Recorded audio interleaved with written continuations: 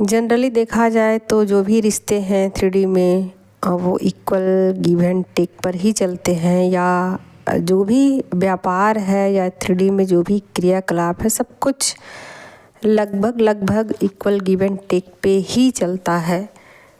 लेकिन कुछ चीज़ें ऐसी हैं जो कि इन चीज़ों से परे है, थोड़ी सी अलग है। यहाँ मैं एनर्जी की बात कर रही हूँ तो ट्विन फ्लेम जर्नी के विषय में बात करना ज़रूरी है, क्योंकि ये वीडियो खास करके उन्हीं लोगों के लिए बन रहा है जो कि ट्विन फ्लेम जर्नी में हैं। जो लोग भी सोलमेट जर्नी में हैं वो तो इक्वल गिव एंड टेक की एनर्जी में होते ही होते हैं। मतलब माना जाए ऐसा तो लगभग ऐसा ही होता है, क्योंकि एनर्जी का वहाँ पर बराबर से लेन देन होता है। लेकिन कार्मिक में भी ऐसा होता है कि थोड़ा बहुत चीज़ें होती हैं इक्वल गिव एंड टेक पे ही होती है, लेकिन थोड़ी सी अलग उनकी फ्रीक्वेंसी होती है और छीना झपटी वाली थोड़ी सी होती है। और वही चीज़ें जो सोलमेट जर्नी में होती है वो प्यार से होती है, एक दूसरे को लविंग और केयरिंग एनर्जी होती है सोलमेट जर्नी। तो इसमें प्यार से दोनों चीज़ें होती है, एक दूसरे को दिया जाता है, फिर लिया जाता है, फिर दिया जाता है, फिर लिया जाता है। चाहे जो भी चीज़ें हों, मटीरियलिस्टिक जो भी चीज़ें हों उनसे रिलेटेड, 3D से रिलेटेड, मटेरियल से रिलेटेड जो भी चीज़ें हैं, अर्थ से रिलेटेड, तो सब कुछ इक्वल गिव एंड टेक पे ही चलता है। लेकिन यहाँ ट्विन फ्लेम जर्नी के विषय में बात कर रही हूँ तो यहाँ चीज़ें बिल्कुल उलट हो जाती हैं, बिल्कुल उल्टी पड़ जाती हैं। सेम चीज़ें यहाँ नहीं रहती हैं और यहाँ जो भी होता है एक तरफा ही होता है, क्योंकि एक एनर्जी बहुत ज़्यादा हाई हो जाती है, एक एनर्जी बहुत लो होती है।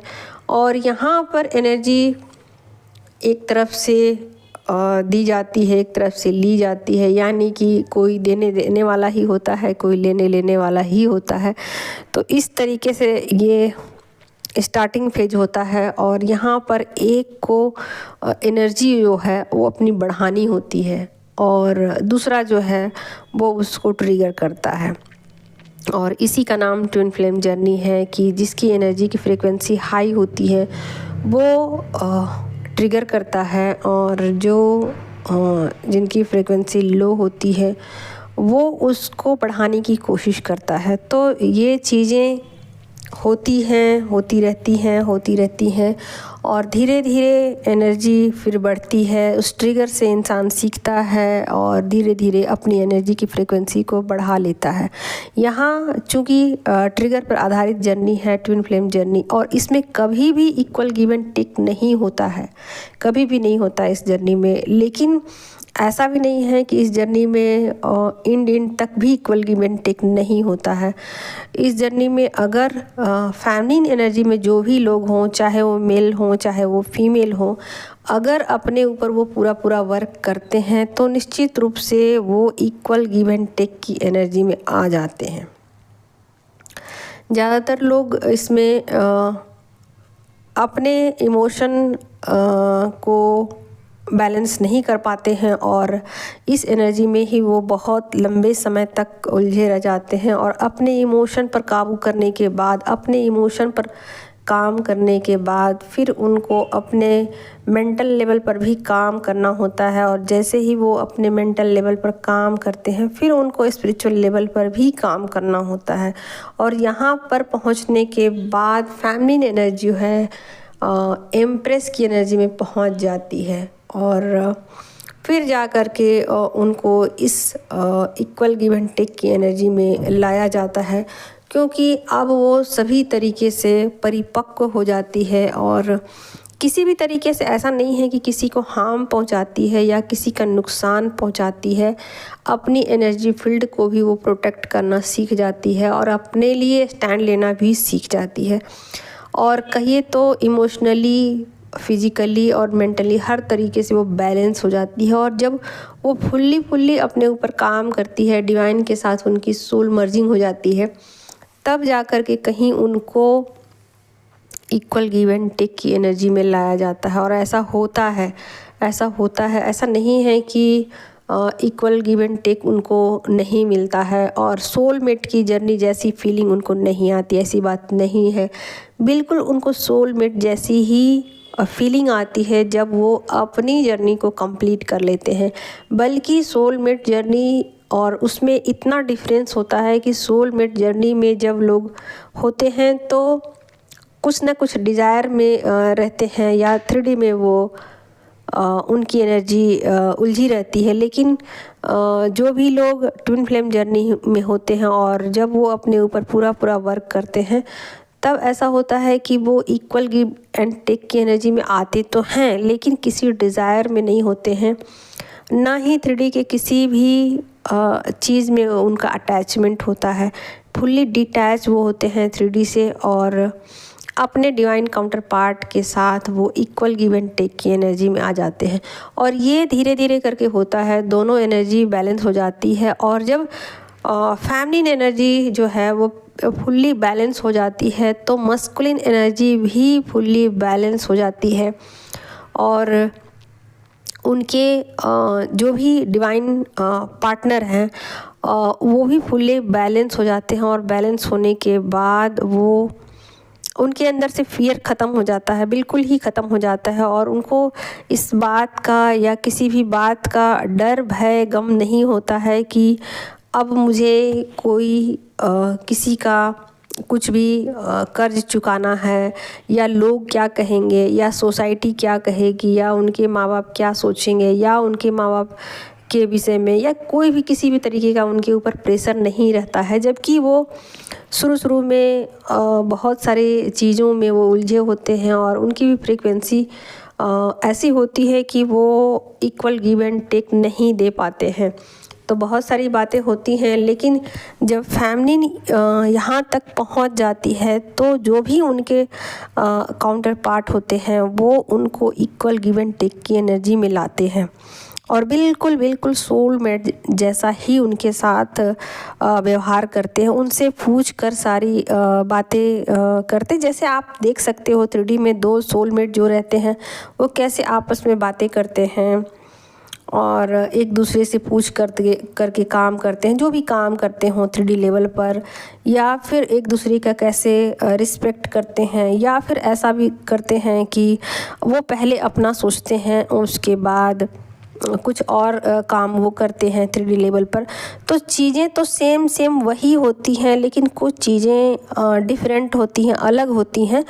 तो कहने का मतलब है कि जो चीज़ें 3D लेवल पर होती हैं सेम वही चीज़ें 5D लेवल पर होती हैं और यहाँ पर दोनों सोल एक दूसरे को रिस्पेक्ट भी करते हैं, अवेकन भी होते हैं, अपनी एनर्जी को प्रोटेक्ट भी कर रहे होते हैं और बहुत ही करेजियस जो है अपनी लाइफ में डिसीजन लेते हैं, बहुत स्ट्रिक्ट डिसीजन अपनी लाइफ में वो लेते हैं।